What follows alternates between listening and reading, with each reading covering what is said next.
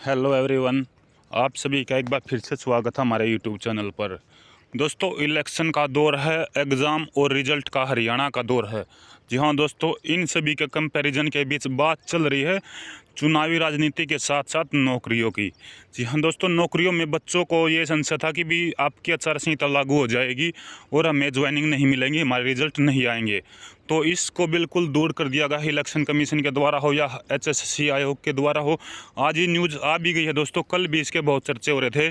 नई नियुक्ति व परिणामों पर असर नहीं पड़ेगा, आचार संहिता का कमेटी इसके लिए गठित कर दी है। जी हाँ दोस्तों, हरियाणा के मुख्य निर्वाचन अधिकारी अनुराग अग्रवाल ने स्पष्ट कर दिया स्थिति। उसके बाद बताया गया 26 अप्रैल तक नए बनवा सकेंगे, वोट कटवा इसमें नहीं सकते। इसके बाद देखिएगा, चुनाव के चलते CUET जो कॉमन यूनिवर्सिटी एंट्रेंस टेस्ट है दोस्तों, इसमें भी कोई बदलाव नहीं है आपकी। हरियाणा में आचार संहिता लगने का असर सरकारी विभागों में होने वाली नई नियुक्तियों पर नहीं पड़ेगा। यानी कि दोस्तों, जो रिजल्ट आने हैं, जैसे कि कल आपका 19 तारीख को हाई कोर्ट के अंदर केस है, अगर केस बहाल हो जाता, केस रफा दफा हो जाता, फैसला आ जाता है, तो 56 57 है और जो ग्रुप हैं दोस्तों TGT है, इन सभी को नियुक्ति मिल सकती है। ये नहीं कि भी अब आपको इलेक्शन के बाद ही जो है ना नौकरी मिलेगी, तो इन सभी को ज्वाइनिंग मिल सकती है। जो हरियाणा के मुख्य निर्वाचन अधिकारी अनुराग अग्रवाल ने रविवार को प्रेस वार्ता कर बताया है कि हरियाणा के मुख्य सचिव की अध्यक्षता में कमेटी गठित की गई। यह कमेटी सप्ताह में कम से कम 2 बार बैठक करेगी और मुख्य निर्वाचन अधिकारी को अपनी सिफारिशें भेजेगी। कर्मचारियों की नियुक्ति तत्काल आवश्यकता है तो चुनाव आयोग से अनुमति ली कर सकती है। यानी कि दोस्तों, बस अनुमति ये लेनी है कि भी हमें इस भर्ती का क्लियर रिजल्ट निकाल दिया और इनको ज्वाइनिंग देनी है। तो ऐसा नहीं कि भी इलेक्शन कमीशन मना कर देगा, तो बस इलेक्शन कमीशन से आपकी अनुमति जरूरी होनी चाहिए, तभी आप ज्वाइनिंग दे सकते हैं। HPSC हरियाणा लोक सेवा आयोग की नौकरियों के परिणाम जारी करने और नियुक्तियों को लेकर अभी संशय बना हुआ है। हाईकोर्ट को लेकर भी इन भर्तियों में केस जो ना हाईकोर्ट में इन भर्तियों को लेकर भी केस जो है चल रहे हैं।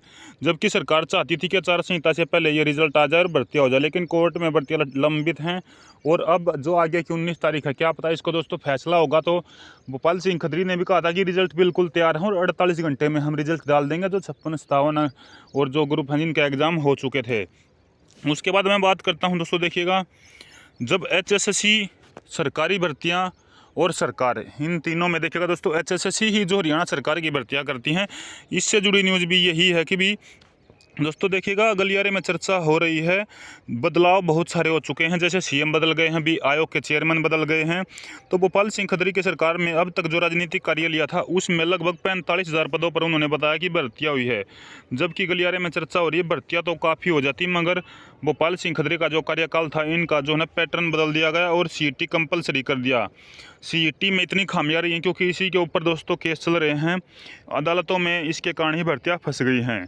सरकार मंडलायुक्तों से HSC के चेयरमैन और 6 नए सदस्यों के लिए 5-5 नामों की सिफारिश जो भेजने के लिए कहा गया है दोस्तों।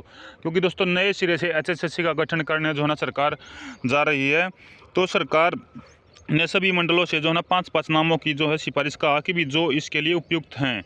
उसके बाद बात करते हैं दोस्तों, देखिए, भर्तियों में अगर निरंतरता बनाए रखना जरूरी है, तो इस समय कवलजीत सैनी जो उनके सदस्य हैं, उनका कार्यकाल जो है ना आगामी अप्रैल में पूरा होगा, जबकि अन्य सदस्यों का कार्यकाल 23 मार्च को पूरा हो रहा था।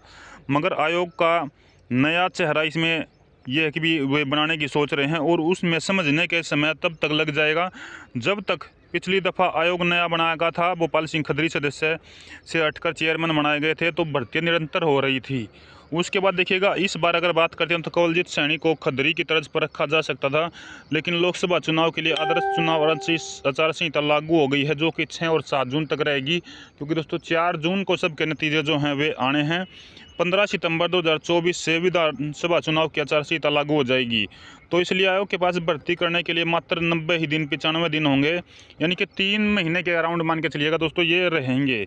जबकि सरकार में लगभग 2 लाख से ज़्यादा रिक्त पड़े हैं और बताया भी जा रहा है कि जो नया CET अब आपका जून जुलाई या अगस्त में बताया जा रहा होगा, उसमें भी बहुत सारी भर्तियाँ जो हैं दोस्तों आनी हैं। तो ये कुछ न्यूज़ थी दोस्तों। आज की वीडियो अच्छी लगे तो ज़्यादा से ज़्यादा शेयर कर दीजिएगा, चैनल सब्सक्राइब कर लीजिएगा। धन्यवाद। जय हिंद, जय भारत।